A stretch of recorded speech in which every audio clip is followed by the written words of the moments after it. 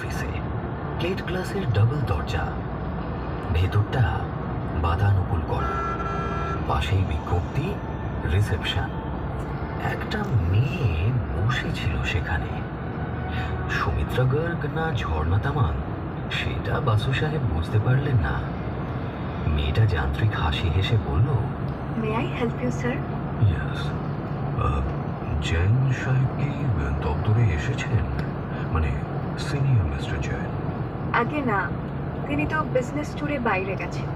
ও, তাহলে আমি মিস্টার মাধবরাজ জৈনের সঙ্গে একটু কথা বলতে চাই। কি নাম জানাবো তাকে?